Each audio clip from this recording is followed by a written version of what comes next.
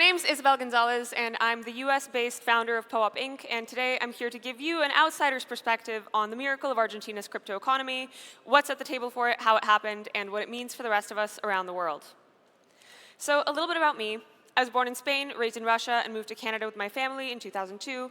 By the time I grew up and finished school for biochemistry, I pretty much realized that there was a whole world out there in tech, and that if I wanted anything to do with this, I should find a way to make my way to where that market is. In 2019, I managed to relocate to the US after securing work building products in fintech, and I do that pretty happily for a few years, diving deeper into crypto along the way. In 2021, I meet Patricia Worthalter at an NFT collectors meetup, and he asks me to come help him with a few things related to POOP. And within a few months, I found myself relocating to Argentina because I've gone full-time POOP, and this was the beginning of the story of how I got very intimately familiar with the Argentinian situation. The first day I arrived in Buenos Aires, I got my dose of culture shock. When I deplaned in the apartment I was renting, I received a pretty large bag of cash, and I got the explanation that I should use this instead of my credit card to avoid converting at the official rate. You see, in Buenos Aires, there are two different rates for changing the dollars to pesos, one which was listed on the official exchanges, and then one which is the black market rate or the blue rate, which somehow gives you twice as many pesos when you're selling dollars as you would get otherwise. And this obviously is the thing that made the most sense to do, and so later in the week I was explained how this cash acquisition system generally worked. The idea was that you send the guy that handles the conversion USDC, and he delivers the pesos in a bag later in the day, and you walk around with large bricks of cash for your daily spending. There were other things too that were a little bit unusual about trying to operate a company in Argentina's regulatory climate, let's say. In general, I can say that there was a big gap between the proper ways of doing things and the ways that got what I would call effective outcomes. So everything from running payroll to incorporating a business, paying taxes, renting office space, all of these things that you need to do in order to establish a business and operate it smoothly somehow became very, very hard under the local conditions, and there always needed to be something that you do to kind of get around the proper system so that you can actually get the outcomes you want. This obviously creates a lot of friction when you're trying to do things, and I think in general, so I come from a family, obviously, that survived the Russian situation at some point in the 90s, and none of us are particularly unfamiliar with, let's say, economic instability and the government corruption that normally comes with it. One of the things that was remarkable for me coming to Argentina was understanding firsthand, as an adult, what that actually looks like in practice, right? I left Russia when I was very, very young, and coming to Argentina, it was like dealing with these issues for the very first time firsthand, and at the same time coming to understand the possibilities that crypto could open up for people in that situation.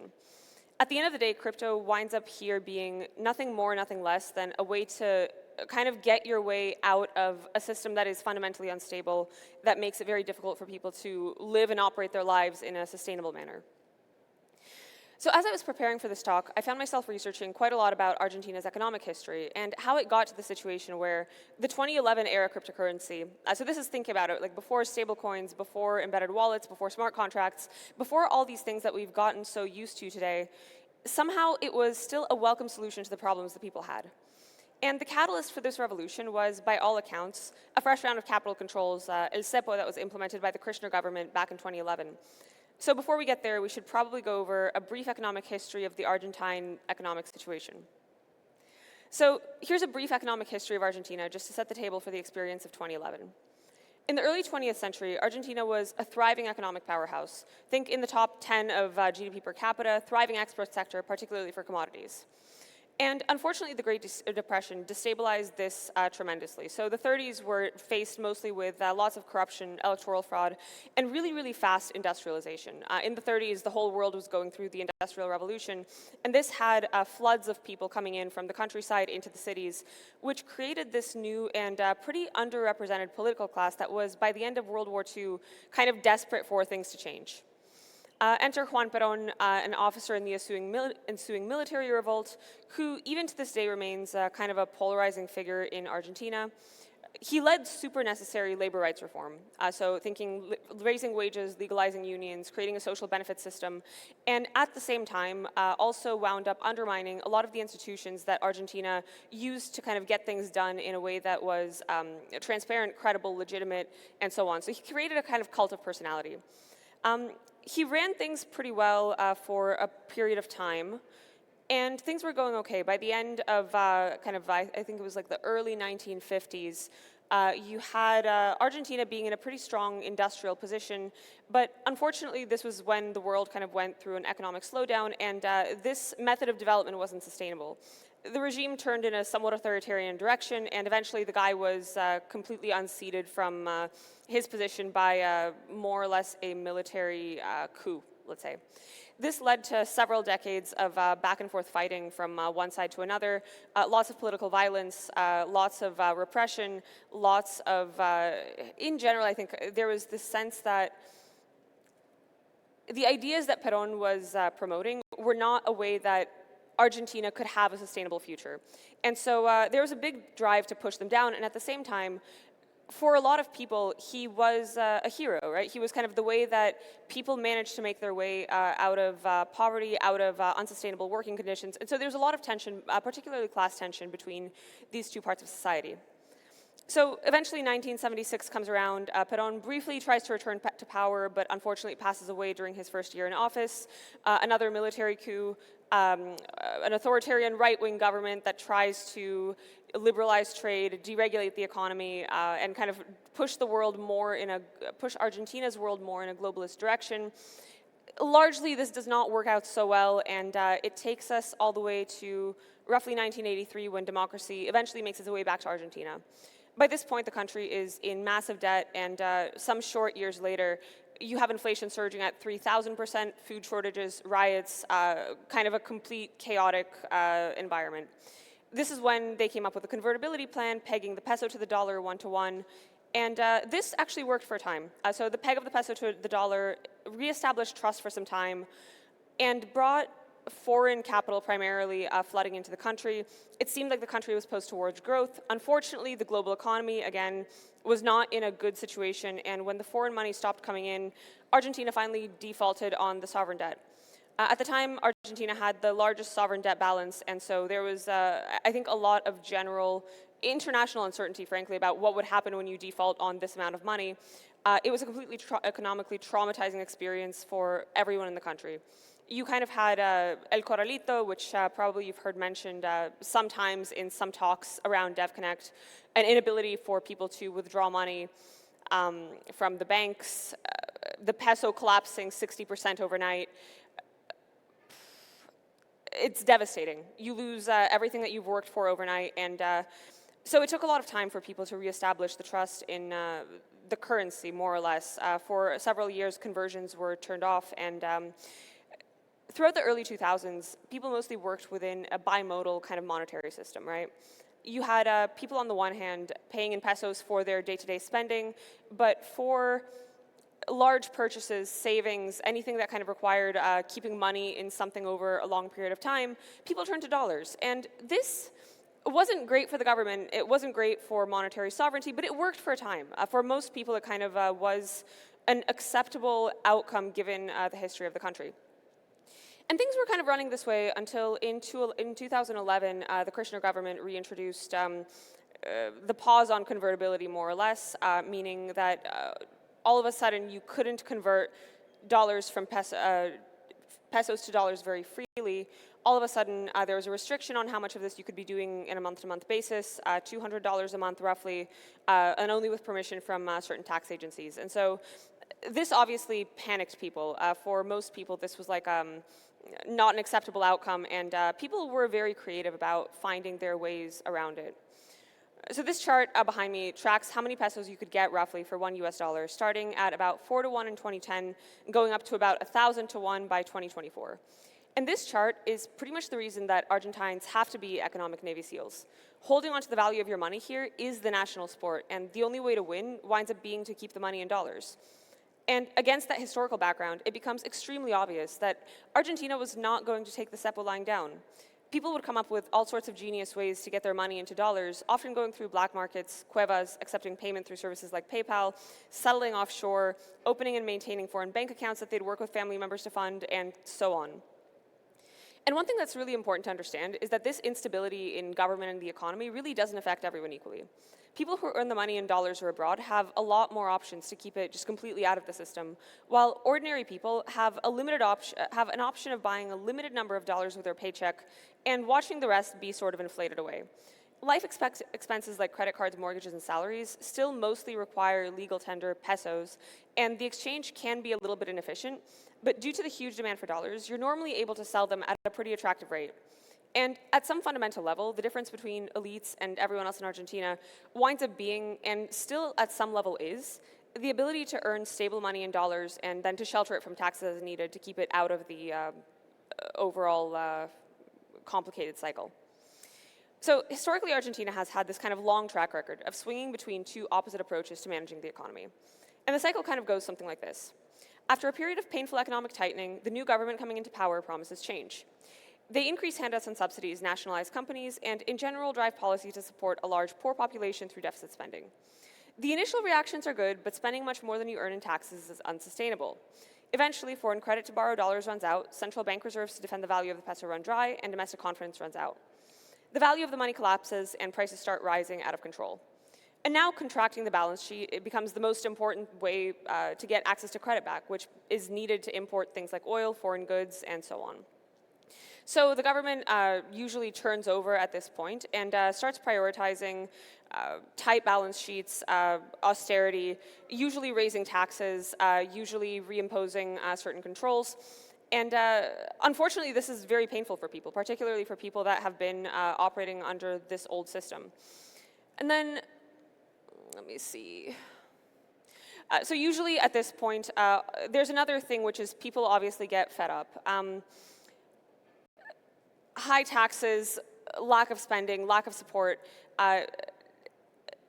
It's very, very difficult, especially if you're already leaving quite close to the margin. So people build up anger over the burden of tax increases and spending cuts, which is felt mostly by the poor and working class, since most of the wealthy hold dollars and other assets abroad to insulate themselves from the domestic problems. Eventually, the new government loses support, and new populist leadership comes into power with a stimulus agenda. And so the cycle begins kind of all over again. In Argentina, the only way to have your money hold on to its value long term is usually to keep it outside the system. But in 2011, the system suddenly started working very hard to prevent this from happening. In the end of 2011, a new wave of capital controls arrives in Argentina, basically outlawing buying foreign currency for non-productive purposes. This pretty quickly led to the emergence of a black market for dollars, meaning blue dollars, which sometimes cost more than twice the official rate, with a whole ecosystem and infrastructure dedicated to supporting the exchange. Although Bitcoin had been around for a few years by this point, it was the capital controls that finally made the local interest explode. And initially, Bitcoin served a pretty practical purpose. It helped manage the headache of operationalizing the cuevas, these black market exchanges that traded the blue dollars. For everyday people, the idea of owning an asset that was inflation-proof by design had lots of appeal, especially over storing pesos. And beyond this, the idea had a lot of narrative fit. Capital controls, confiscations, in inflation, Argentina was ripe to fall in love with crypto. In particular, freelance workers, graphic designers, programmers, and other small entrepreneurs who received dollars and didn't love losing a large portion of the value of their money during the forced conversion to pesos, they were pretty open to trying a new and exotic solution. And so by 2013, there was real energy around Bitcoin in the Argentinian community. Bitcoin Argentina, La Bitconf, and El Espacio Bitcoin, established 2014, were all hubs where Bitcoin enthusiasts could gather, exchange ideas, and work towards building a brighter future together. Voltaire House was another significant early Schelling point that brought together many of the founders and early team members of Argentina's best crypto companies. Local companies like BitGet, Open Zeppelin, Decentraland Maker, Buenbit, Ripio, and of course POAP can trace their roots back to some of these communities. And for a long time, Argentina had a large and very well-educated population of software developers, particularly coming from large software, e-commerce, and payments companies like Mercado Libre, as well as ITBA, one of the best technical universities in the world. It used to be said that building software and playing soccer were the two ways you could make money as an Argentine. And so when Bitcoin enthusiasts that were excited, when crypto enthusiasts that were excited about Bitcoin and Ethereum in the early 2010s eventually started up their own companies, they quickly found large and dense talent networks to build those ideas out and spread the love of enthusiasm for this new technology within their communities. The biggest thing that first Bitcoin, then Ethereum, and later stablecoins did for Argentina was no bigger and no smaller than giving talented, curious people an alternative to the local economy. Suddenly it became possible for a person in the know to be paid in crypto and exchange the crypto for pesos or dollars as they needed. And in practice, this achieved two things. The peso escape hatch suddenly became accessible not just to elites, but pretty much anyone that could find a way to get paid in crypto and work on the internet. In practice, this was largely developers at first. And not surprisingly, most companies that offered this perk wound up being themselves crypto companies. There was a good incentive for interested and capable local talent to go work there. Meanwhile, stablecoins eventually arrived in Argentina in 2014, first with USDT, later DAI USDC, making it even easier and more efficient for locals to put away money in alternative currency and US dollar equivalents. And today, it's not surprising that Argentina is a world leader in the adoption of stablecoins, ranking pretty closely behind Brazil, despite having a fifth of the population in terms of transaction volume. In many places in North America and Europe, we can take for granted the idea of stable money. But in an environment where your paycheck becomes worth meaningfully less the day after it arrives, and where storing money in foreign currency is pretty normal but hard to do, cryptocurrency has a lot to offer the average person.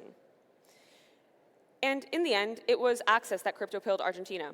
Crypto provided an opportunity to participate in a fairer system, the same one that was available out of the box to people born in a different place, that provided those people with a better set of opportunities to create better lives. Bitcoin, then later Ethereum and early stablecoins were all a way for people to not only be able to keep the savings outside of a punishing system, but also to use those rails to access better economic opportunities. In different parts of the world, the story echoes a lot the one in Argentina. People in countries with weak economies and unstable currencies find themselves with strong incentives and easy pathways to dollarize, with stablecoins being a really efficient way of getting this done. People in countries with more stable currencies and better economies have less direct incentives, but tax regimes and a stronger talent market sometimes makes US dollar-backed stablecoins a compelling solution for the population regardless. Many countries, especially in Europe, are assessing how to position themselves to stave off the risks of capital flight. And this is all coming at a time when, around the world, central banks have been diversifying out of the US dollar as a reserve asset to pursue their own state-level monetary sovereignty. Today, many countries in Asia, Africa, Eastern Europe, and especially LATAM have a two-tiered currency system with the national currency as recognized legal tender, but US dollars widely accepted due to a combination of tourism prevalence, remittances, and a general distrust of the national currency. Short-term, crypto rails will make these systems much more efficient and more integrated with their local economies. But longer-term, we may find ourselves living in a world where dominant domestic currencies play a relatively smaller role in people's financial lives. And of course, this talk wouldn't be complete without a short discussion of the climate in the United States, which is the place that I live. It's disappointing when I hear Argentinian friends of mine say that they're seeing the US speedrun America's 20th century, and in many ways, they are unfortunately not wrong. The awful cycle of government overspending leading to inflation, capital flight to other assets like real estate, equities, crypto, and anything else, while cash and savings are devalued, followed by moral grandstanding and reactionary whiplash in the opposite direction, is unfortunately a cycle that is very, very reminiscent of the Argentine story. The other thing is the big similarity is that the sense that the rules don't really apply to everyone in the same way. In the last few years, US society has become a lot more aware of the ways in which the gaps between the haves and have-nots have widened, in huge part because society's haves have a much wider range of ways that they can actually preserve their assets. Ranging from things that are a little bit more savory, let's say instruments that have a better return profile versus the stock market, to things that are a little bit less savory, like on the one hand, let's say employing tax strategies that are technically not tax evasion, but honestly are tax evasion by another name, to seeing things like the congressional stock investment portfolio performance that is absolutely indicative of rampant insider trading. You kind of get the sense that we as a country play in two different systems, and people crave an even footing at the end of the day.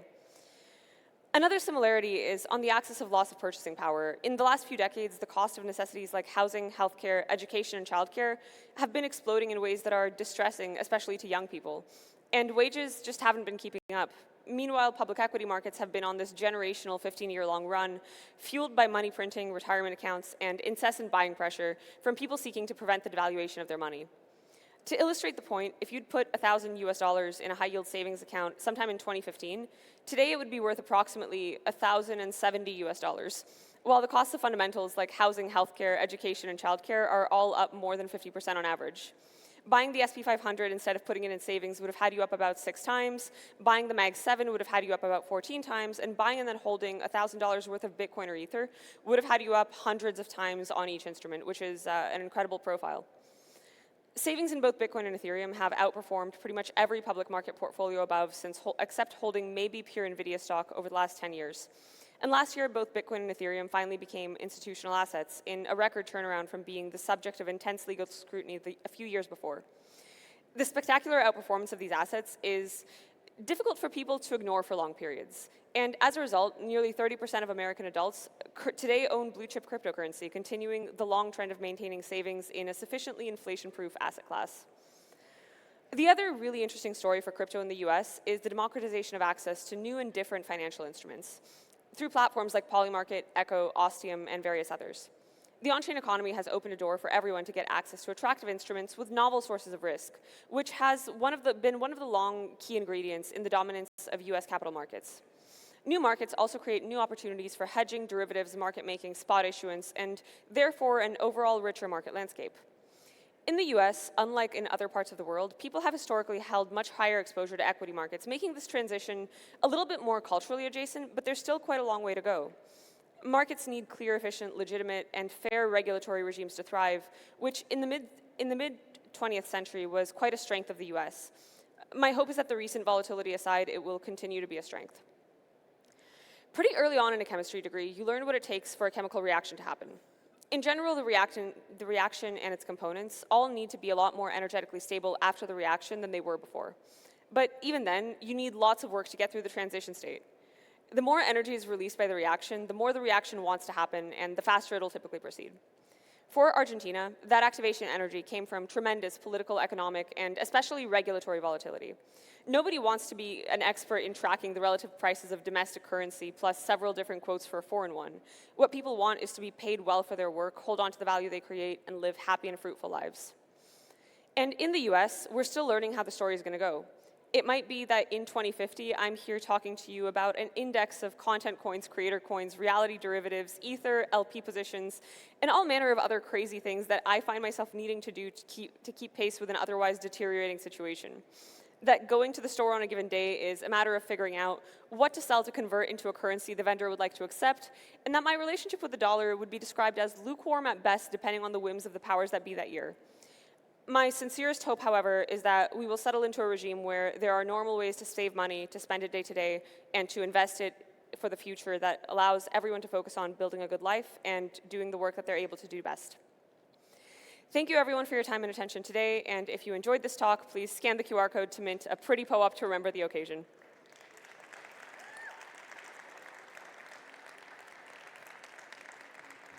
Awesome. Thank you so much as well. Cool. You know, I think like one of my favorite slides is just, I mean, a lot of them that just show that this is real. Like, this is a real thing that's happening today. It's not a talk of like, we're going to be here in the future. Like, we're here today. That's very, very impressive. Like, I guess what is something that you wish more people understood about that? Like, the fact that how urgent this development is, at how fast this is happening, you know, in all your years in crypto, like how much of that has changed? Particularly, I wish that for anyone in this room that's from the West, that we would understand that we are incredibly privileged to live in an economy that provides stable footing, and that this is far from a guarantee. That in many countries around the world, this has deteriorated spectacularly, and you know, figuring out how you're going to provide a stable life for you and your family in spite of your best efforts is something that unfortunately takes up quite a lot of cognitive bandwidth for the average person, and that having clear, fair rules that stay mostly the same is a prerequisite for any kind of compounding to happen in any direction. I think that's kind of it. Yeah, and you know, I think one of the things of like crypto being globalizing that is really powerful.